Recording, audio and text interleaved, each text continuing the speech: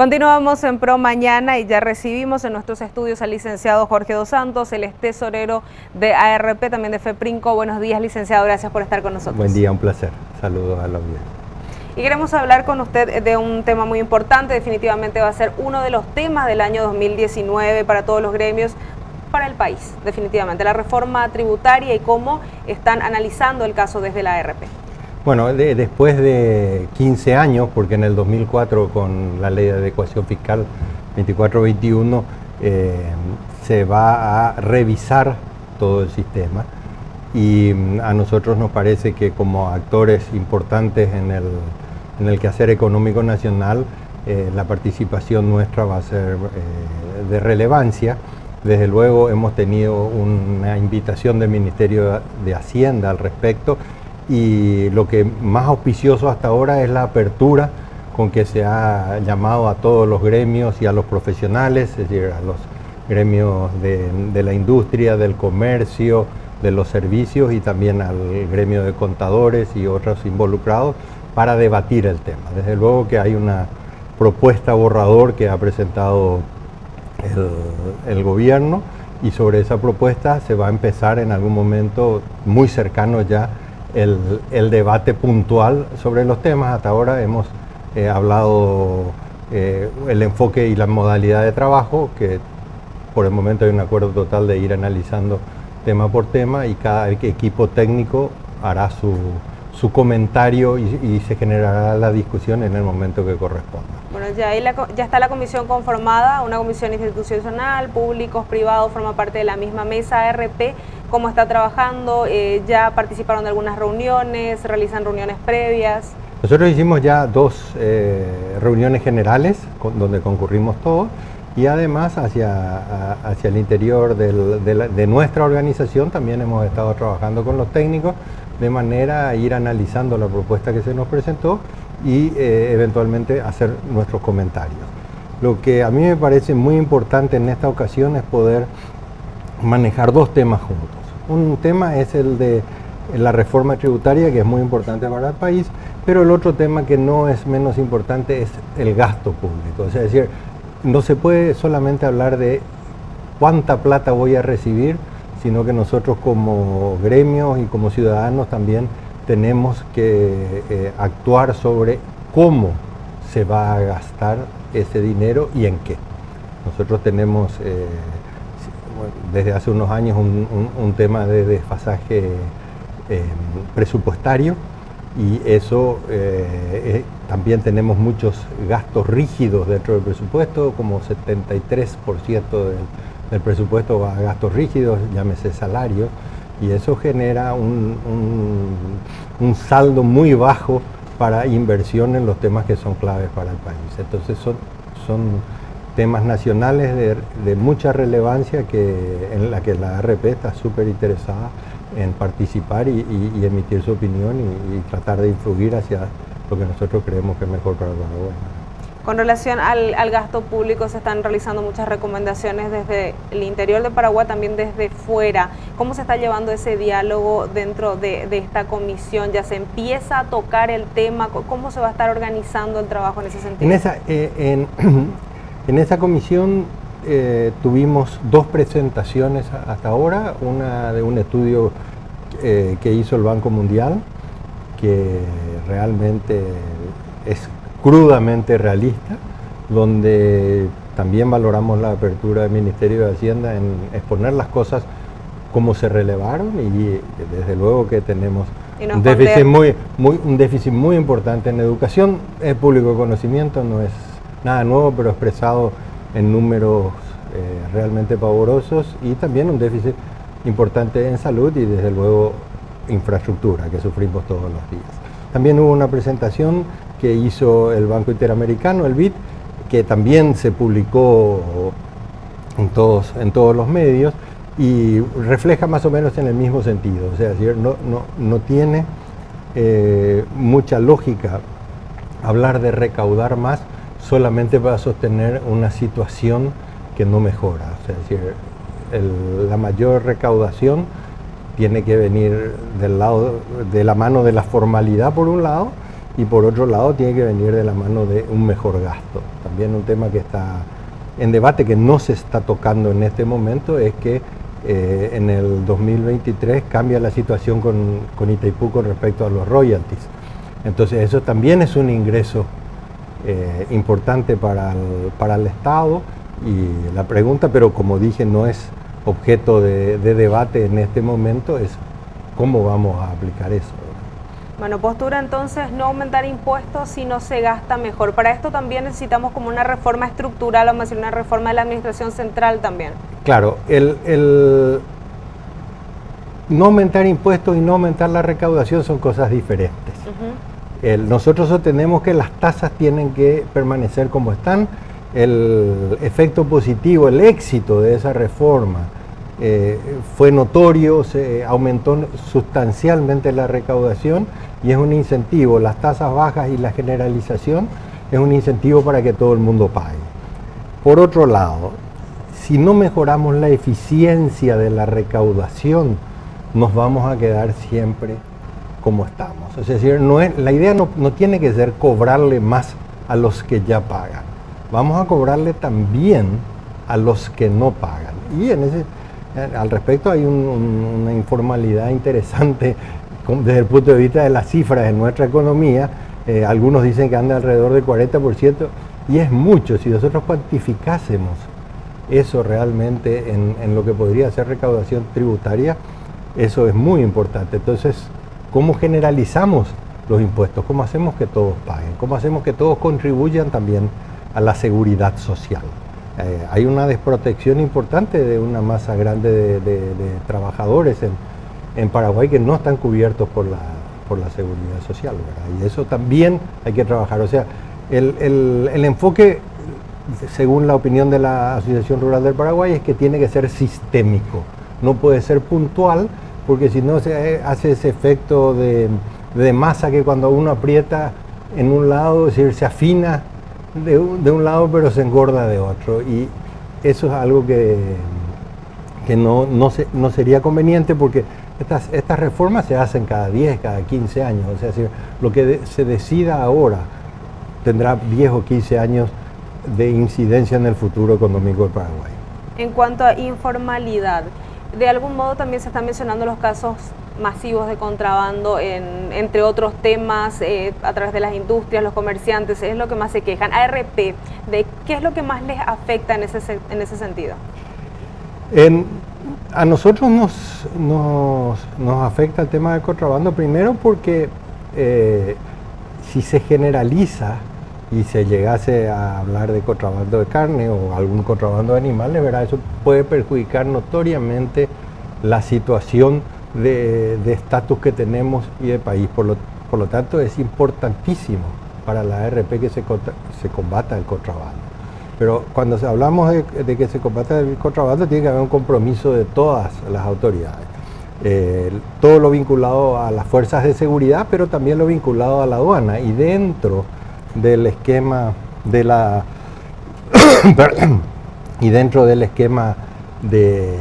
reforma tributaria y de reforma del Estado, también tiene que haber el tema de aduana de por medio, ¿verdad? Es muy crítico, muy crítico. Aduana es un tema crítico y tiene que ser vinculado a toda esta reforma que estamos hablando.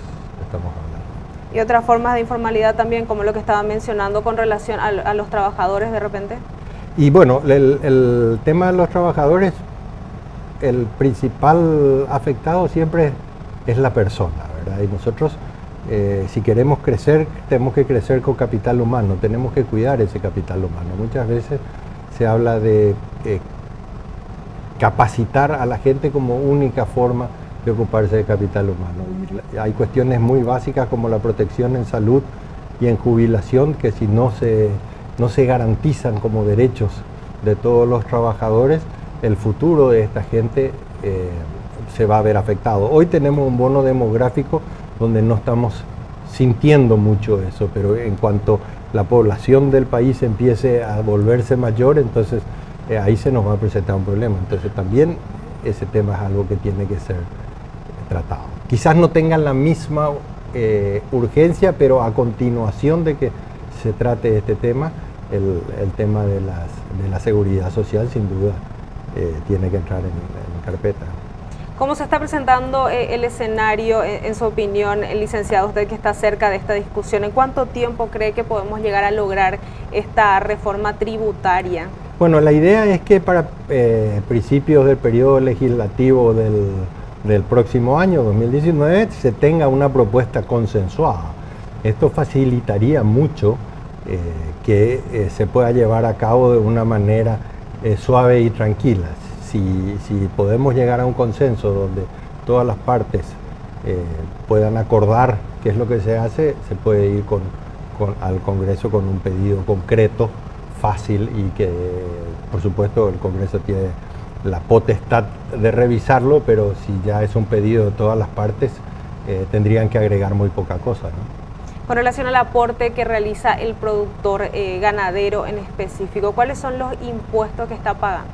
Bueno, el productor ganadero contribuye en toda la cadena del IVA, desde el principio, contribuye a la seguridad social y tiene el impuesto a las ganancias del agro, que es el IRAGRO. En el caso del IVA, tenemos un IVA diferenciado del 5%.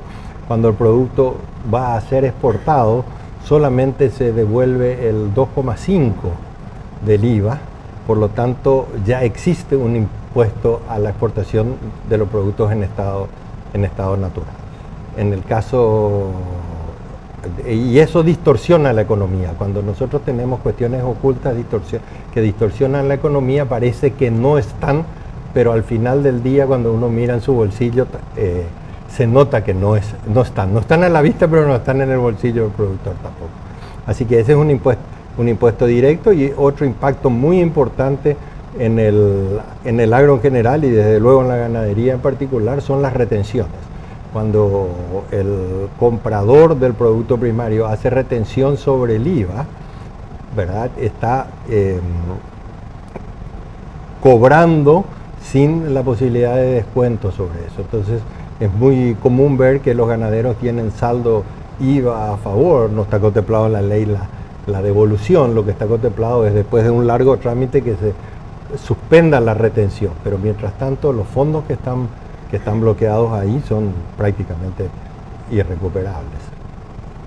Por otro lado, el año pasado o antepasado hemos tenido un aumento muy importante en el impuesto inmobiliario, cerca de 400% en muchas zonas, y finalmente eso también fue una cuestión acordada. Los valores de la tierra estaban muy atrasados, desde luego, pero hoy en día las superficies agropecuarias pagan importantes montos en impuesto inmobiliario, y también hay una serie de contribuciones o tributos ocultos, ¿verdad?, que están muchas veces relacionados básicamente a 3 o 4 rubros importantes. El primero de todo es infraestructura, o sea, es decir, y le ponemos el caso más claro, es el de los caminos. Hoy en la región oriental hay regiones en Concepción o San Pedro donde cada vez que llueve se vuelve absolutamente intransitable, hay viejos puentes de madera, no se puede pasar, y en el Chaco directamente comunidades enteras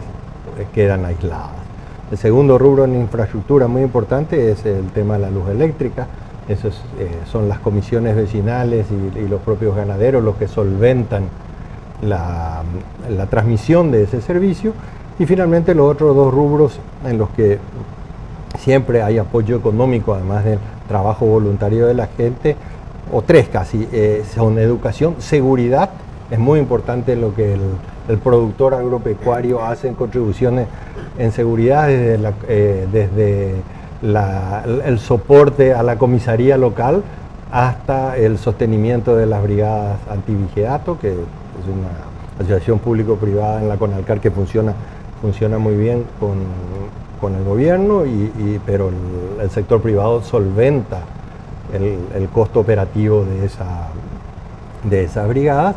Y finalmente tenemos educación y salud, es decir, en todos los pueblos o puntos del interior hay un aporte muy importante de los productores al tema salud y al tema educación, donde la presencia del Estado a veces ya desde antigua data, no es desde ahora, pero desde hace muchísimo tiempo, es muy pobre o nula.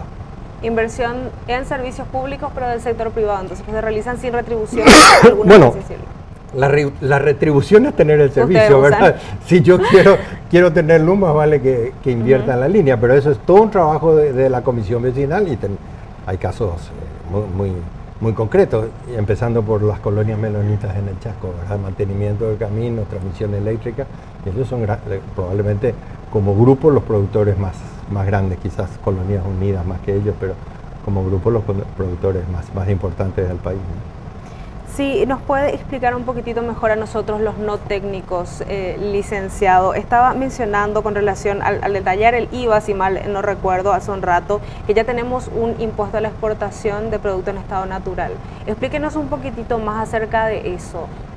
Sí, cuando yo vendo un producto, el IVA es un impuesto de cadena que termina en el consumidor final. Hay un último que paga. Yo puedo trasladar ese tributo descargando las compras que yo hago. Es como una cuenta en el banco, hago depósitos, hago extracciones. O sea, si hago una compra es a mi favor, hago una venta, tengo que pagar el remanente de impuestos. La exportación no está grabada con el IVA. Entonces, cuando llega al exportador final, él tiene, a través de un proceso que debería simplificarse mejor, tiene derecho a recuperar ese IVA, pero le dan el 50%. El otro 50% no es retornable. Por lo tanto, si no me lo devuelven, lo estoy pagando, que es un poco contrario al concepto del IVA. Si en el medio a los productores les producen retenciones, o sea, yo te vendo algo a vos, pero ha sido designado agente de retención por el Ministerio de Hacienda, no me pagás todo el IVA.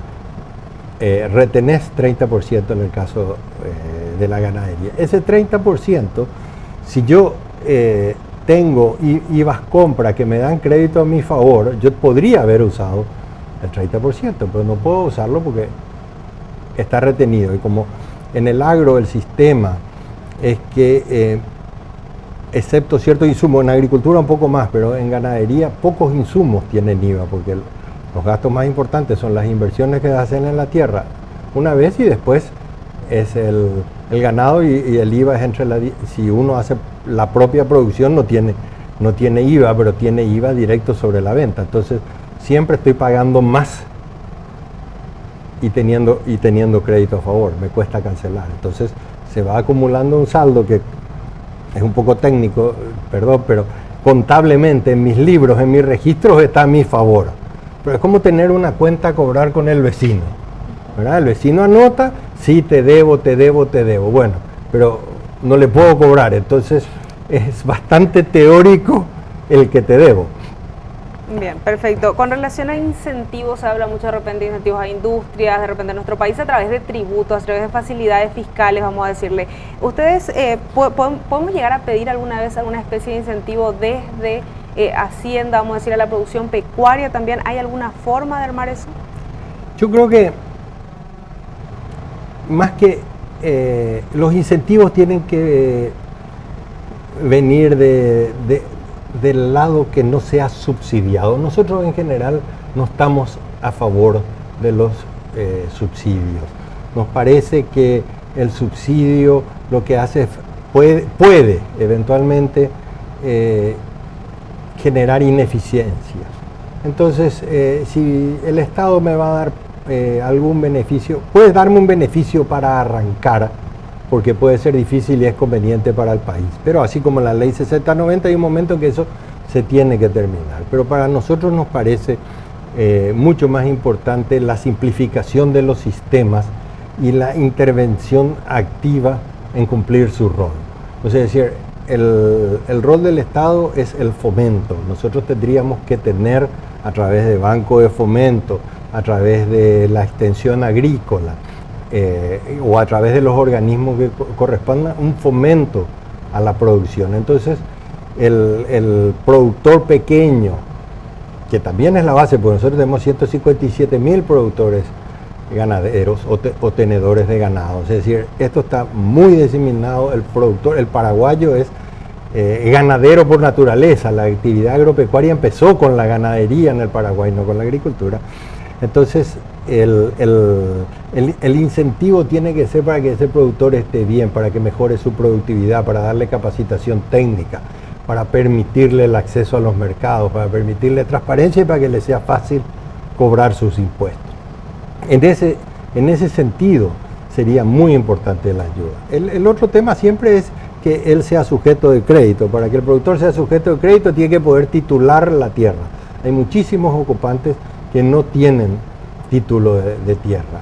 El productor tendría que estar documentado, todo el mundo tiene que tener documento. El productor tenemos que facilitarle la inscripción en los registros sanitarios y así sucesivamente. Esos son los mayores incentivos, vienen por el lado de la formalización y de la eficiencia en la producción. Y ahí sí yo creo que el Estado tiene que invertir. Es decir, que el Estado gaste mejor es el incentivo, entonces vamos a decirle que necesita la producción. La producción y el país.